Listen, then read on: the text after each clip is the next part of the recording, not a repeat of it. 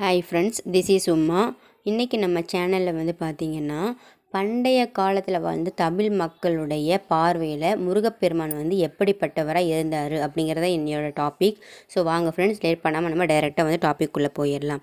இப்போ இருக்க ஜென்ரேஷனில் நம்ம முருகரை பற்றி ஒரு சில பேசிக்கான விஷயம் வந்து நமக்கு தெரிஞ்சிருக்கு.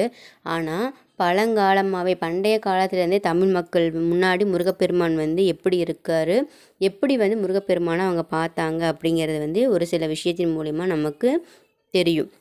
அதாவது பண்டைய காலத்தில் வந்து பார்த்தீங்க அப்படின்னா, தமிழ் குடி மக்களோட சமூகம், கலாச்சாரம், மத வாழ்க்கை முறைகள் இது எல்லாமே வந்து பார்த்திங்கன்னா முருகனுடைய வழிபாட்டு முறைகளை சார்ந்து தான் இருந்திருக்கின்றது. அதற்கு வந்து ஒரு மிகச்சிறந்த எடுத்துக்காட்டு வந்து பார்த்திங்கன்னா, தமிழ்நாட்டில் அடிகாநல்லூர் அப்படிங்கிற இடத்துல இருந்த ஒரு சில கல்லறைகளில் வந்து பார்த்திங்கன்னா வேல் மற்றும் சேவல் சின்னங்கள் வந்து இருந்ததாக வந்து வரலாறு வந்து இருக்குது. அதுபோக கல்லறைகளில் வேல் மற்றும் சேவல் இருந்தனால பண்டைய காலத்தில் இருந்தே வந்து பார்த்திங்கன்னா முருக வழிபாடு இருந்திருக்கு அப்படிங்கிறதுக்கு இது ஒரு மிகச்சிறந்த எடுத்துக்காட்டு. இந்த அடிகாநல்லூரில் இருக்கக்கூடிய இந்த கல்லறைகள் வந்து பார்த்திங்கன்னா எத்தனை ஆண்டுகளுக்கு முன்னாடி முற்பட்டவையாக இருக்குது அப்படின்னா 7000 ஆண்டுகளுக்கு முற்பட்டவையாக இருக்குது. ஸோ அந்த காலத்திலிருந்தே வேல் வழிபாடும் முருக வழிபாடும் தமிழர்கள் மத்தியில் வந்து இருந்துட்டு தான் வந்திருக்கு. அவங்களும் தீவிர ஆர்வமாகவும் முருகப்பெருமானை வணங்கிட்டு தான் வந்திருக்காங்க. இதில் வந்து பார்த்திங்கன்னா தொல்காப்பியம் 10 பாட்டு 8 தொகை இந்த மாதிரி நூல்களையும் வந்து பார்த்திங்கன்னா முருக வழிபாட்டு முறையை சார்ந்தே தான் பண்டைய தமிழ் குடி மக்களுடைய கலாச்சாரம், மத வாழ்க்கை எல்லாமே அமைஞ்சிருக்கு அப்படின்னு தெரிய வருது. அதுபோக முருகப்பெருமானை வந்து அவங்க எப்படி பார்க்குறாங்க அப்படின்னா, பண்டைய தமிழர்கள் வந்து பார்த்திங்கன்னா முருகனோட வழிபாட்டு முறைகளை பற்றி தொல்காப்பியத்தை வந்து சொல்லியிருக்காங்க. அதில் முருகப்பெருமானை வந்து பார்த்திங்கன்னா சீயன் அப்படிங்கிற பெயரில் வந்து அழைக்கிறாங்க.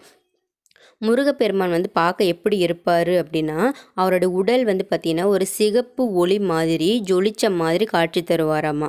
அதுபோக அவருடைய ஒளி மட்டும்தான் சிகப்பு நிறமாக இருக்குமா அப்படின்னு கேட்டால், அவர் உடுத்தக்கூடிய உடைகள், அவர் அணியக்கூடிய ஆபரணங்கள், அவருக்கு சாற்றக்கூடிய மாலைகள், அதுக்கப்புறம் அவர் கையில் வைச்சிருக்கக்கூடிய சக்தி வாய்ந்த வேல், இந்த மாதிரி முருகர் சம்மந்தப்பட்ட முருகன் அணிந்திருக்கக்கூடிய அவருக்கு அணிவிக்கக்கூடிய கையில் இருக்கக்கூடிய எல்லாமே வந்து பார்த்திங்கன்னா சிவப்பு வண்ண நிறத்தில் தான் அமைஞ்சிருக்கு அப்படின்னு சொல்லி தமிழ் குடி மக்கள் வந்து நம்புறாங்க. ஏன் அப்படின்னா திருமுருகாற்றுப்படையில் கூட முருகப்பெருமானை வந்து சிவப்பு துணிகளை தான் அவர் அணிந்திருப்பார் அப்படின்னு சொல்லி மென்ஷன் பண்ணியிருக்காங்க. அதனால் முருகப்பெருமான் வந்து சிவப்பானவர் அப்படின்னு சொல்லி கூறப்படுறது.